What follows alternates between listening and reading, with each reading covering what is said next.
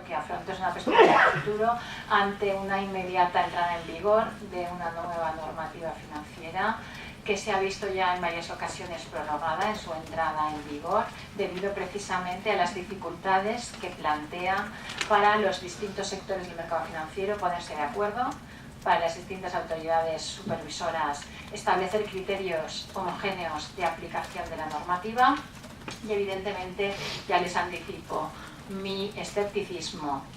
ante la posibilidad, la mera posibilidad de supervisar todo aquello que contiene esta nueva normativa financiera. Con carácter general se habla mucho en los foros jurídicos y sobre todo en quienes nos dedicamos al mercado financiero sobre la importancia de la normativa, es decir, la importancia de establecer obligaciones, de detallar obligaciones, deberes informativos, porque esto es lo que va a permitir una mayor, sobre todo, protección del cliente de servicios financieros. En esta línea, y ahora describiré sobre todo las líneas generales, yo no voy a entrar en detalles, la directiva, solo la directiva, sin tener en cuenta las directivas delegadas, reglamentos delegados, etcétera, tiene más de 150 páginas. El documento que ha publicado la CNMV sobre preguntas previas a la aplicación tiene casi 40 páginas. Es decir, el conjunto simplemente de normas instrumentales o de reglas instrumentales para permitir una inicial aplicación de la norma es tan grande, es ingente, y por lo tanto ello ya para mí es un criterio de inseguridad jurídica. Es decir, el hecho de que una normativa precise de este enorme aparato interpretativo previo a su aplicación, para mí ya es un indicio de que algo se está haciendo mal. Es decir, abrumar a los operadores con obligaciones en muchas ocasiones muy difíciles de cumplir no es la solución. Por lo tanto, pues yo creo que esto también debe ser un punto de partida para reflexionar sobre las bondades o sobre los peligros de esta nueva normativa. Porque yo creo que en la mente de todos está esta crisis económica de la que todavía no hemos salido del todo y que ha ocasionado pues unos perjuicios evidentes en todos los ámbitos de nuestra vida, sobre todo en el territorio europeo. Por lo tanto, mi intervención va a ir dirigida sobre todo a 3 puntos en los que creo que incide la normativa MiFID II, pero para poner de relieve precisamente estas dificultades de interpretación y aplicación de la normativa, para resaltar algunos conceptos, muchos jurídicos indeterminados que contiene esta normativa y que van a plantear retos, en algunos casos yo creo que insalvables a la función supervisora,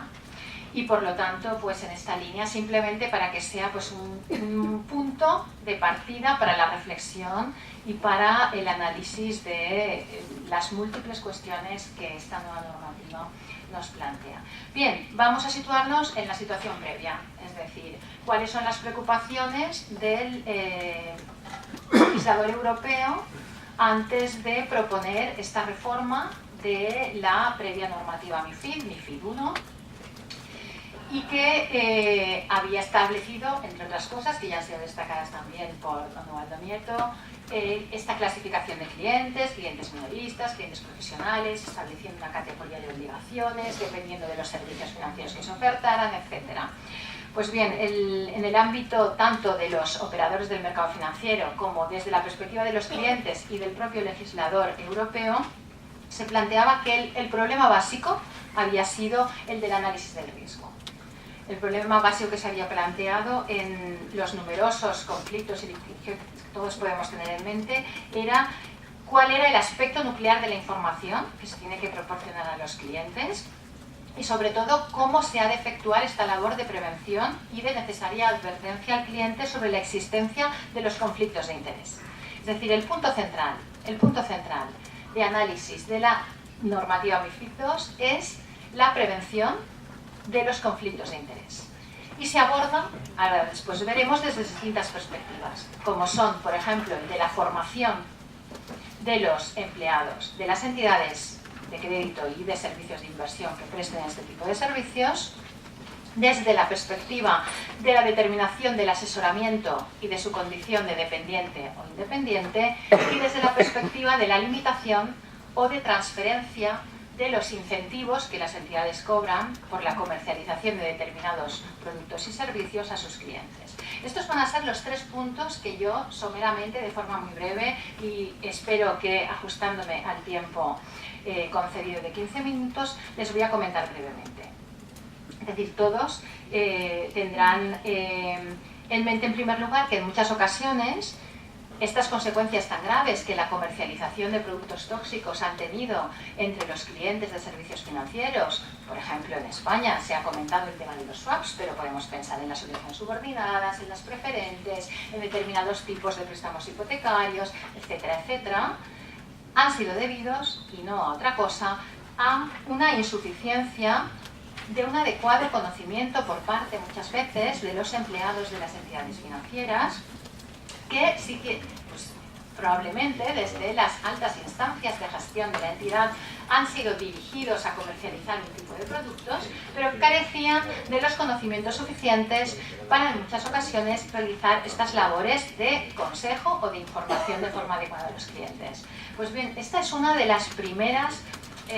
tareas que con esta normativa MiFID II se pretende abordar, y es el establecimiento de unas exigencias de formación, de idoneidad de los empleados a la hora de prestar estos servicios de asesoramiento. En la teoría, es decir, en la literalidad de la norma, esta obligación pues, es estupenda, es decir, es importante que el empresario vele porque aquellos que tiene bajo su supervisión estén formados y tengan los conocimientos suficientes, y más en una materia tan sensible patrimonialmente como lo es la prestación de servicios financieros. El problema es que esta normativa MiFID se ha ido descafeinando. Porque claro, una vez han sido los supervisores también nacionales conscientes de las dificultades que implica su aplicación, pues a través de las normas interpretativas, todas estas reglas, todas estas obligaciones se han ido un poco diluyendo. Es decir, ahora, por ejemplo, pues las propias entidades van a ser las que van a velar porque esta formación sea efectiva, por las que sus propios empleados estén debidamente formados y tengan las condiciones de idoneidad suficientes para prestar estos servicios de asesoramiento. Es decir, se establecen solo unos límites en cuanto a horas de formación, debe ser continua, etcétera, pero no es necesario que sea una entidad determinada, ni certificada, etcétera, etcétera. Las propias entidades van a poder determinar. Evidentemente, la situación va a ser igual que la anterior, es decir, si algún empleado, por falta de conocimiento o por falta de formación, da lugar a alguna situación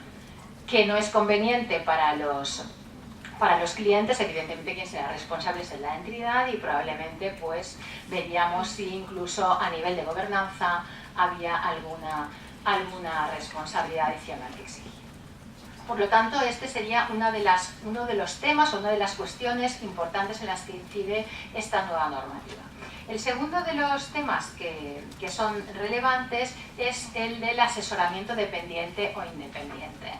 Es decir, con anterioridad a esta nueva normativa MiFID, ya el Tribunal de Justicia de la Unión Europea se manifestó en alguna sentencia relevante, en concreto recuerdo una de 30 de mayo de 2013, sobre cuándo existe asesoramiento financiero. Porque en la mayoría de contratos de servicios financieros, tipo coberturas, tipo interés, preferentes, etcétera, se situaba en una de las cláusulas una frase que decía que el cliente había acudido voluntariamente a pedir el swap como si fuera una Coca-Cola,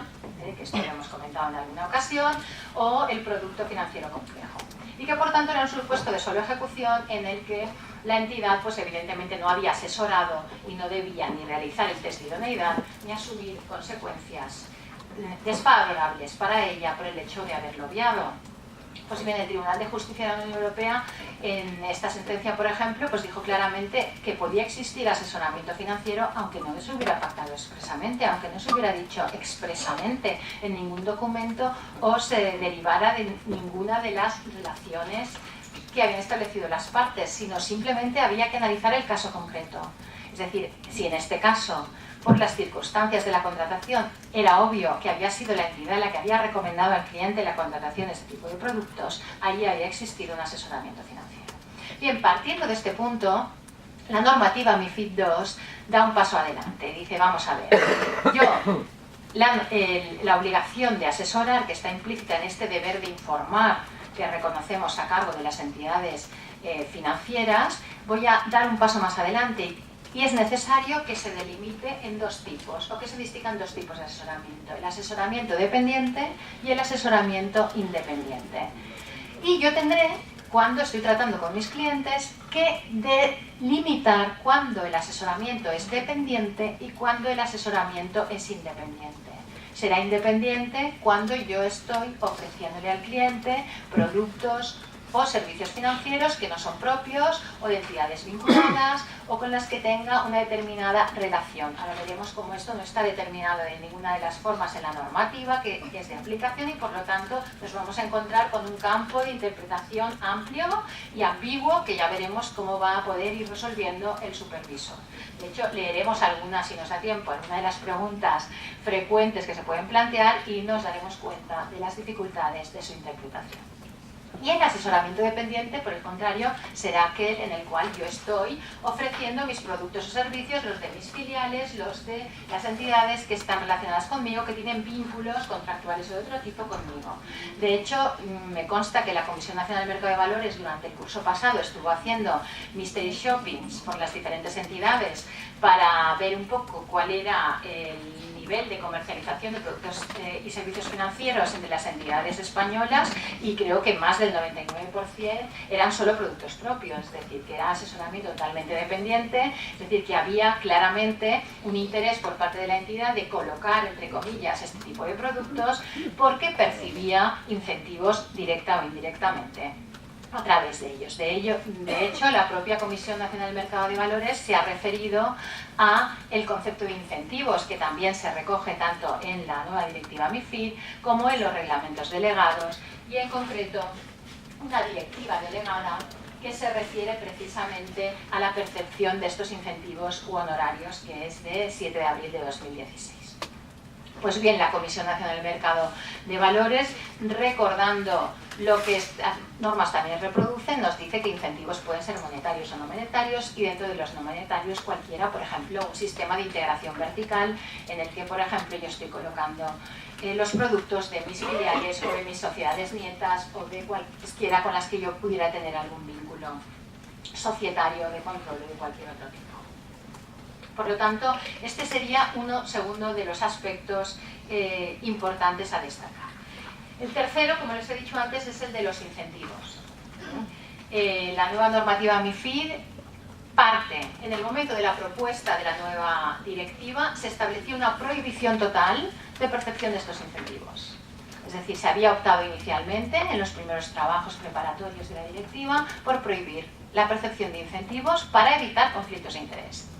Es decir, la forma de evitarlos es prohibir los incentivos. Por lo tanto, si usted no va a cobrar por colocar estos productos, no tiene un interés suyo propio por la comercialización de estos productos, y va a velar por gestionar de la forma más adecuada los intereses del cliente. Y si le presta asesoramiento, va a tener en cuenta la gama de productos disponibles y no va a tener preferencia por unos con respecto de otros por los incentivos que usted va a percibir.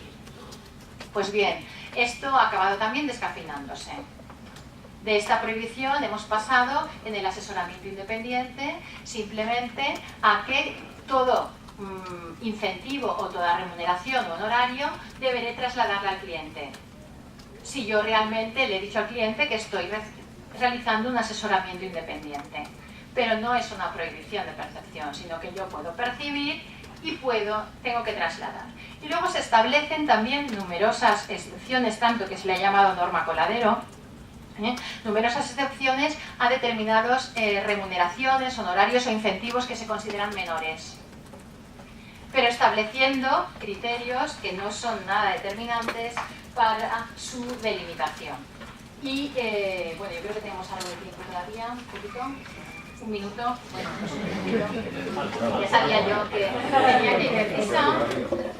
tenía que ir deprisa, y bueno, por ejemplo, pues habla de decir, los beneficios no monetarios menores aceptables serán razonables y proporcionados, y de tal escala que sea poco probable que influyan en la conducta de la empresa de inversión de algún modo que vaya en detrimento de los intereses del cliente en cuestión. Como ven ustedes, totalmente determinada la norma en su expresión y totalmente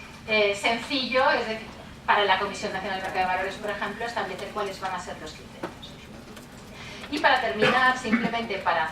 poner de manifiesto esta situación, pues sí que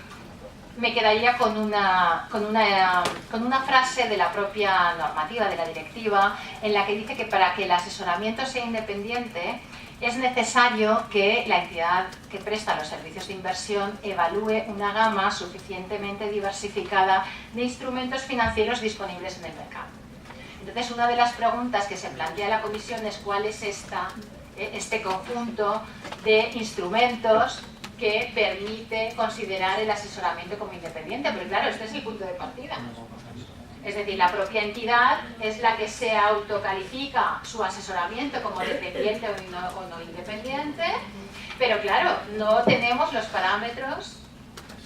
claramente determinados para establecer cuándo será dependiente e independiente. Y la respuesta de la CNMV pues es que la diversificación se refiere, entre otros, al tipo de instrumento, a los emisores o proveedores de los productos, que se ha de tener en cuenta el número y la variedad de los instrumentos financieros considerados, que el número y la variedad de los instrumentos financieros considerados deben ser, en definitiva, representativos de los instrumentos financieros disponibles en el mercado. Por lo tanto, volvemos otra vez